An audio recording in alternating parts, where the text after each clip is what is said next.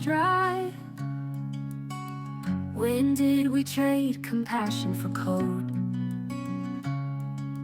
Headlines for hearts, clicks for souls.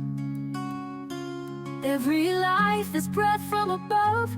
Every death should shake us with love. All lives matter, we're just the ones we choose. When a soul is taken, do we feel or do we lose? The reverence, the holy fire inside. All lives matter, but do we live it with our lives? All right, y'all. Are you ready? First, before we begin, can I ask you guys to like and subscribe and share this with someone? I'm trying to reach 1,000 subscribers. So can we make that happen? Please, pretty please? All right. So we're going to listen to some videos, and I'm gonna react. Okay? You know how it goes. Here's the first one. Lord have mercy on us.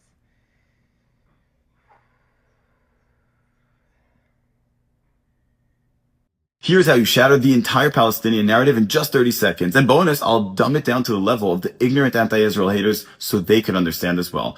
Once upon a time, there was a little smart boy called Judah, and he went to a school where his entire family went to, and he loved to play in this little tiny area. But then, new bullies came to town and wanted to take over that area, and they were messing with him and punching him and trying to take over that little tiny spot. But he was very smart, Judah, and he decided to retaliate in mysterious ways that they couldn't even figure out. At some point, some of the bullies made peace with Judah, but the rest kept on bullying him, and every time Judah would retaliate, they would cry to the teacher and make believe that they're the victims. Guys, Palestinians who attack Jews are not victims. The Palestinian narrative is a myth. It will fade because it has no substance to it. But for now, don't be the one that stands with the lies. Don't be the one that stands with the bullies. If you don't want Israel to retaliate, don't start a war with Israel. Okay, that's pretty straightforward. I mean,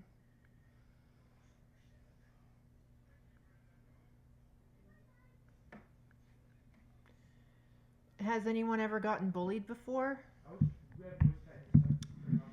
Now, back in the day when I was going to school, bullying was a huge part of my growing up. It actually gave me thicker skin. It taught me a lot about resilience and how to survive. Girl culture,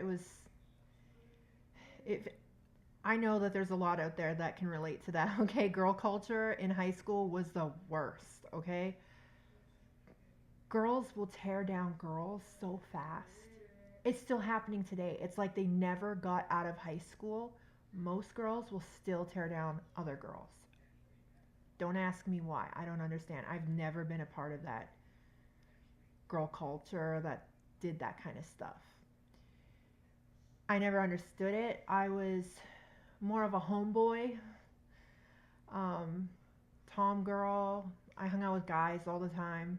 I had a lot of rumors because of it, but it was because guys had no drama. Know what I mean? It was easier to hang out with them until it wasn't. But I got bullied a lot. You know how I dealt with my bullies? I stood up to them. I didn't show fear. I didn't show them any kind of like weakness. In fact, I would call them on their bluff. And hey, you know, a couple of times they were going to go toe to toe with me, man.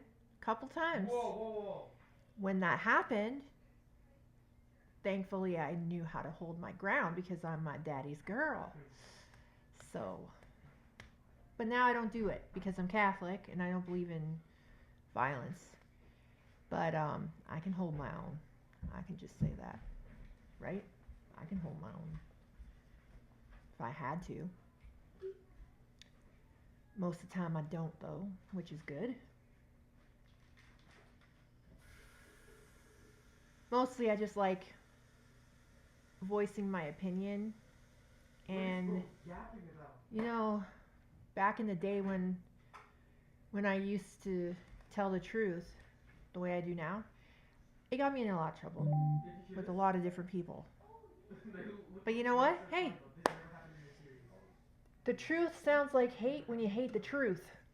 Amen? Amen. All right. So, I will catch you in the next one. All lives matter. We're just the ones we choose. When a soul is taken, do